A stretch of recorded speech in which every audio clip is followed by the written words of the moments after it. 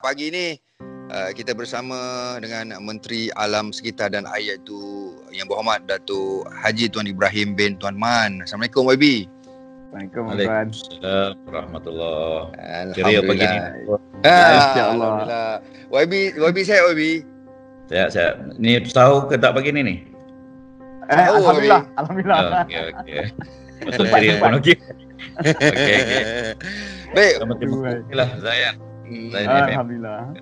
Pagi ni untuk kita di udara. InsyaAllah. Yes. Betul jumpa insyaAllah. YB cuma yalah YB, kita sebenarnya nak sembang mengenai hikmah pandemik COVID-19 ni YB. Ya. Mungkin yang YB nampak YB, hikmah COVID-19 ni macam mana YB? Okey, pertama sekali dalam konteks alam sekitar lah yang kita tengok. Dalam alam sekitar. Keseluruhan laporan-laporan yang dikeluarkan di seluruh dunia menyaksikan satu perubahan alam yang sangat ketara dan respon sangat positif terhadap alam sekitar lah, walaupun kosnya sangat mahal. Untuk kita dapat udara yang begini segar, air sungai yang bersih sebagainya.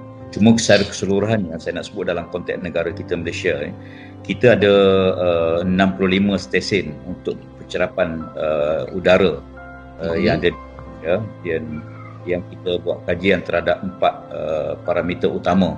Secara keseluruhan yang saya nak sebut, sepanjang tempoh PKP ni udara kita bersih, meningkat kadar kebersihan bukan 14% berbanding sebelum PKP.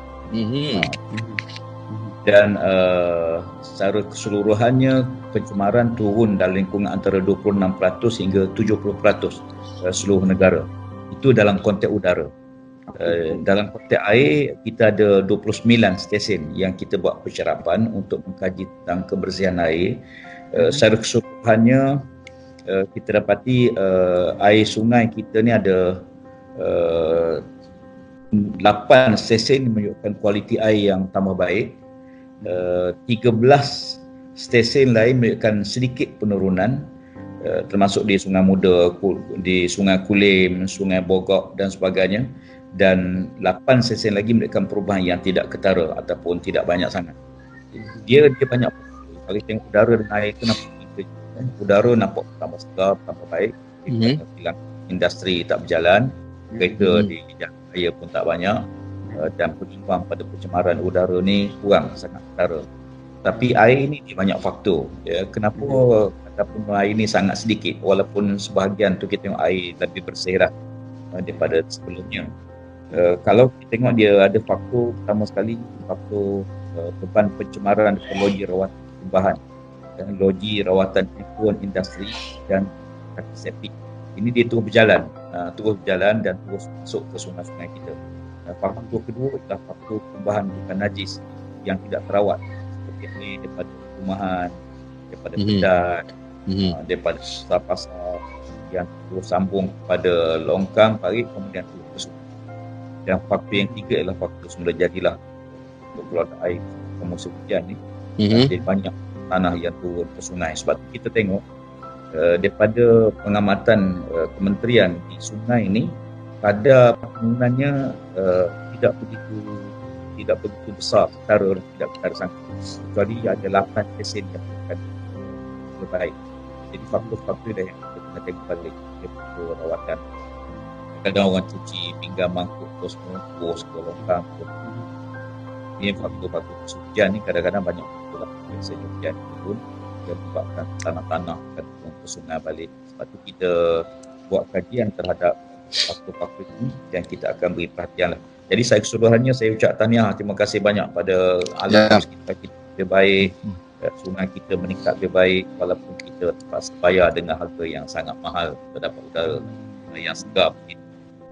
Itu dari segi import kita begitulah 14% dari segi kadar kebersihan udara. Baik. Nas, soalan Nas.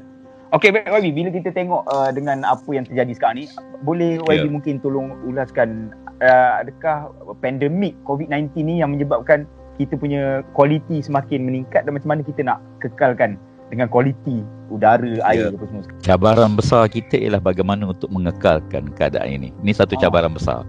Sebab pertama sekali bila pandemik ni berakhir, kilang-kilang industri akan operasi semula.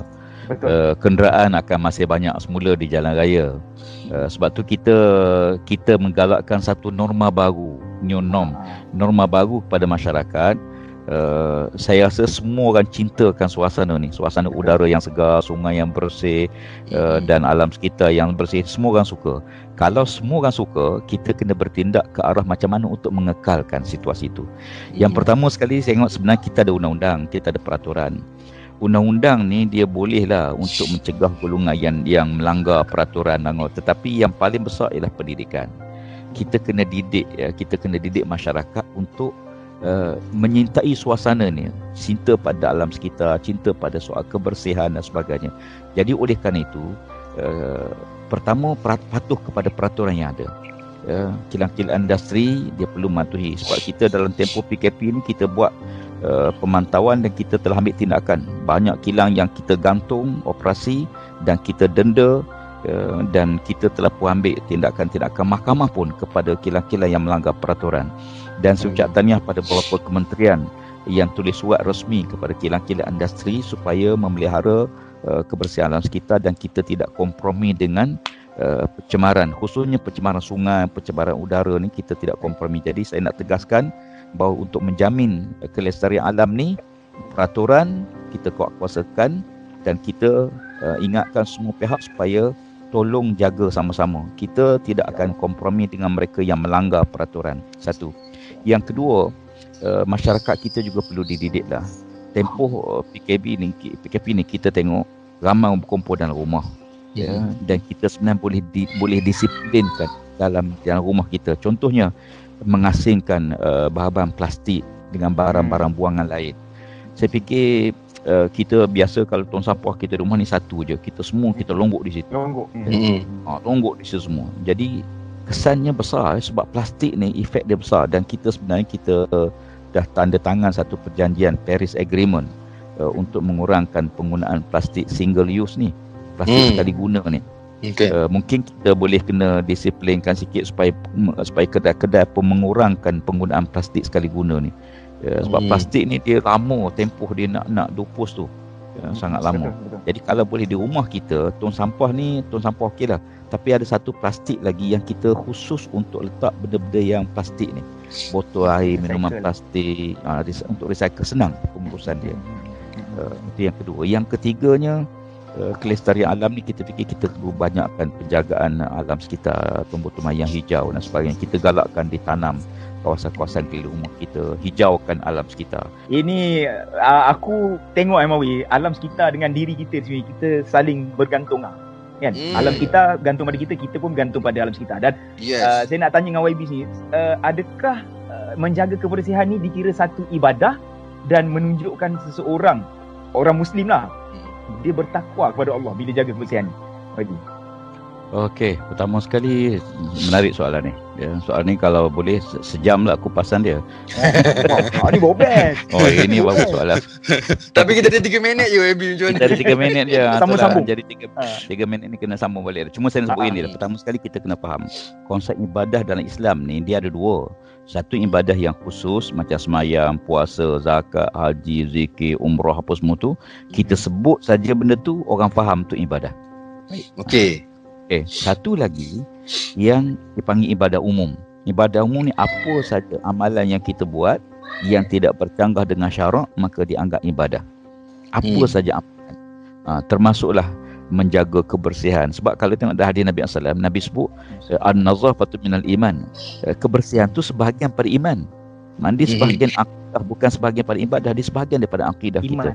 Jaga kebersihan dikaitkan dengan iman. Hatta jaga kebersihan kita tu, sebab tu kalau kita tengok soal tadi macam mana yang Ana tanya, macam mana ibadah tu dikaitkan dengan konsep takwa tu sendiri. Sebab kalau kita tengok puasa ni matlamat dia untuk melahirkan takwa pada Allah. Jaga alam sekitar apa semua pun dalam lingkungan ibadah. Bermakna kalau kita tengok tujuan Allah cipta manusia dan jin, manusia dengan jin sekali, termasuk jin. Jadi Mawi, jin pun kena jaga juga. Jangan ada Tapi ada orang kata jin kan tak ada seluar sebab ramai orang pakai seluar jin. Jadi jin dah tak ada seluar. Saya nak sebut gini lah. Manusia dengan jin ni dua makhluk Allah Ta'ala yang dua ni saja yang akan dipertanggungjawab di akhirat. Batu, kayu, kok ni tak akan ditanya oleh Allah Ta'ala. Dua ni Allah sebut wa ma khalaqtul jinna wal insa illa liya'budun. Kami tidak jadikan jin dan manusia, Allah tak jadikan jin dan manusia melainkan untuk mereka jadi hamba Allah. Jadi maknanya semua tu mesti lingkungan bertakwa pada Allah, termasuk manusia, termasuk jin. Jadi kata dalam hadis Nabi sebut alaikum bitaqwallah fa innahu jima'u kulli khair.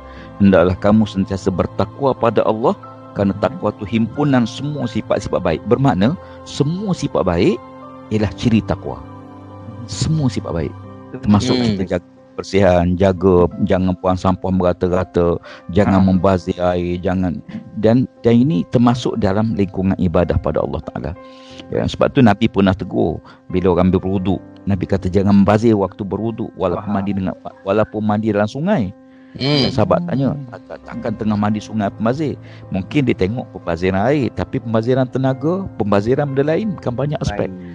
Jadi oleh kerana itu konsep ibadah tu dia mesti melingkungi semua benda, termasuk jangan buang sampah merata-rata. Sebab tu kalau boleh sungai kita lah, orang Melayu ni biasa sungai di belakang rumah. Itulah betul Ustaz. Sungai belakang rumah. Sepatutnya sungai depan rumah. Bila sungai depan rumah, dia akan jaga kebersihan sungai tu. Bila sungai belakang, dia kata nak ke mana? Nak ke sungai.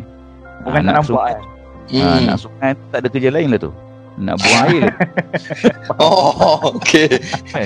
Jadi dulu pun ceritalah, sekarang ni pun kita kena baiki. Maknanya kita jaga kebersihan, jangan buang sampah merata-rata. Kadang-kadang ada orang dia fikir dalam rumah dia atau dalam kereta dia. Dia buang sampah di luar kereta. Jadi dia memindahkan, dia asalnya sepatutnya kalau kita ada sampah, kita kumpul, jangan buang tengah jalan. Jadi ini di antara benda yang kita kena. Jadi saya nak balik pada persoalan tadi.